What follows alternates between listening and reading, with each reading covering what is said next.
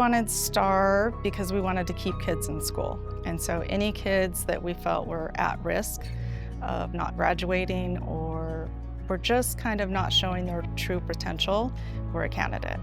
A lot of students that miss a lot of school, they get behind and then they can't get caught up. And then they feel like, what's the point of even trying? It seemed like there were some students that just really hated being here. When I had these students in 7th grade, sometimes these students wouldn't come to school. And then those students went into STAR in 8th grade and you really could see this is working, they're gonna show up to school. The teachers are super understanding and they really care and they genuinely do want the best for you. So I feel like that's giving me a lot of hope. It's giving me motivation. The traditional model of education delivery is not going to meet and access every child. What happens in a STAR Academy classroom is vastly different. You walk into a STAR classroom, you have rolling chairs, you have all these colorful posters everywhere. Compared to other classes, it's a lot more brighter, it seems happier. When I wasn't in STAR Academy, I thought it was, you know, for dumber kids, and I was so wrong about that, and it's just so fun. I guarantee you that once you give this a try, you'll see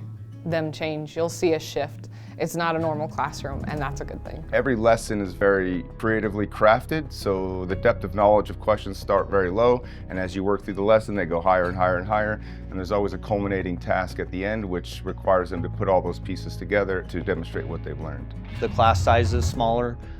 We have a max of 20 kids. There's 5 modules that they go through. The modules are really cool because they have projects that they do that are hands-on. They are extremely connected to the curriculum in a way that they have never been before. Last year I never learned anything in math. I hated it, you know?